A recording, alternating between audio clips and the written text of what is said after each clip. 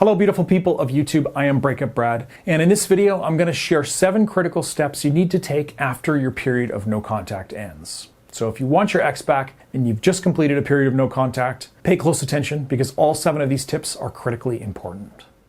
Let's start with number 1, which is contact your ex. Now I know this seems obvious, but you don't need to overthink it. The goal of this step is simply to reestablish positive communication so that you can escalate to a date or a potential meetup.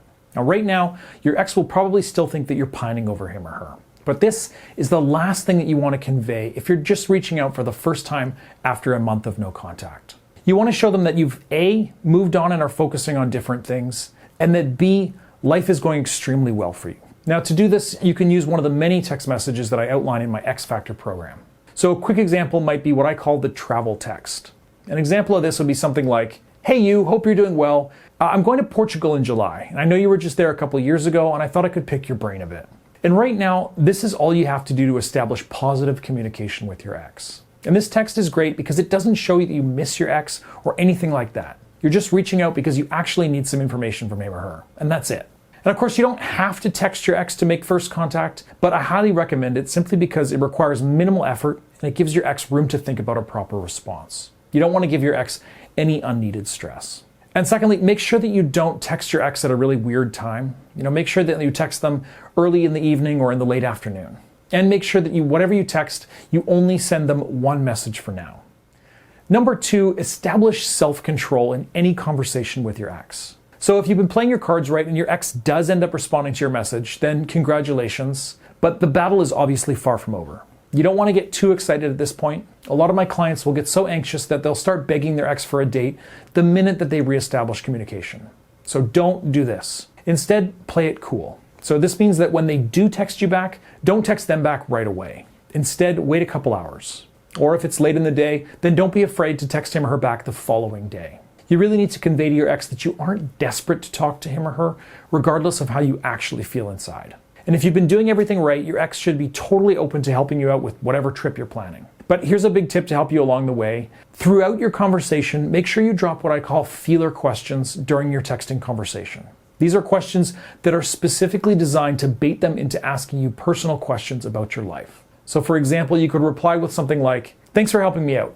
Anyways, long time no chat. How's work been treating you?" And when they answer, they'll probably ask a reciprocal question. And this is your time to shine and let your ex know how well things have been going for you.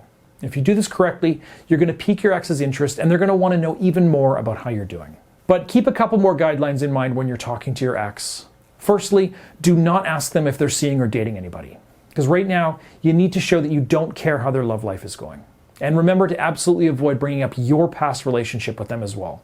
You really need to focus on keeping the conversation light, fun and fluffy. No need for negativity or drama whatsoever. And number 3, set up a short meeting with your ex. So once you've established contact with your ex and you've been building anticipation, it's time to escalate your interaction and meet in person. Now you can do this in a number of ways, but depending on how your relationship ended previously, you might need to rework your strategy.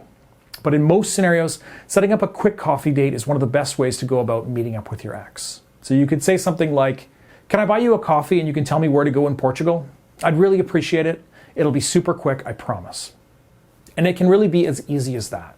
But again, it really depends on how your breakup ended in the first place. Another strategy would be to hang out with mutual friends as well. So you could say something like, "Hey, I'm hosting a little open house this Saturday afternoon at my new apartment. Jamie and Leah are both coming. Want to stop by? You can tell me more about Portugal then." And by doing this, you make sure that you break the tension between you and your ex by making sure some mutual friends will be there in attendance. And if you do this correctly, your ex is going to be much more open to hanging out with you. And number 4 is meet with your ex. So there's a few things that you have to remember when you're meeting your ex for the first time after no contact. A lot of the info may sound familiar from the previous tips that we already talked about, but they're important to reiterate anyways. Firstly, remember that the goal here in the first meetup is to just have a great time. You're not bringing up things from the past. You're not here to start a fight with your ex, and you're not here to start any kind of unnecessary drama. So instead, focus on being happy, positive, and making sure that your ex is having fun with you. And now's the time to show off a little bit as well. Talk about the amazing things that are happening in your life. Talk about the cool trip you're planning, how your social life is bumping, how you're hitting the gym every day, and how well work or school has been going for you. Right now, your goal is to make sure that your ex knows that they are missing out on the amazing catch that was you. And of course, you'll also want to make sure that you aren't trying to make your ex jealous. I mean, if he or she senses that you're being disingenuous or that you're trying too hard, you're going to scare them off. So make sure that you're careful to be very subtle.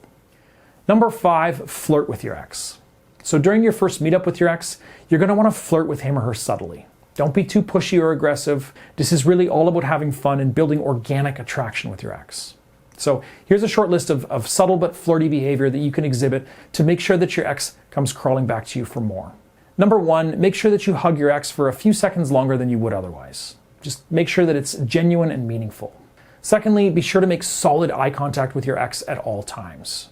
Third, smile. Be sure to smile.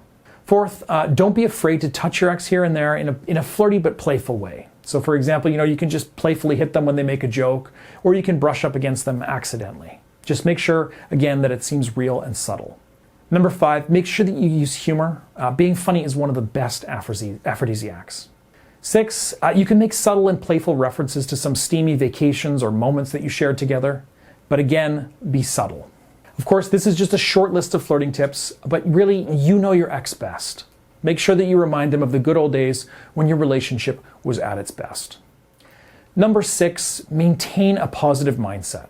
All right, now this one is a little bit less of a concrete step and more of a general guideline, but it's critically important that as you reestablish communication with your ex after no contact, you do not want to transform back into the jealous, emotional, and hysterical version of yourself if that was the case.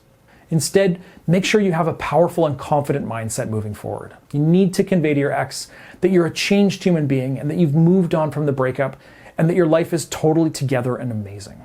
And if you've been following my advice here on my YouTube channel, then the exercises that I outlined during the no contact period will ensure that you have this proper mindset moving forward. So remember, before you do anything, make sure that you're feeling confident and thinking optimistically.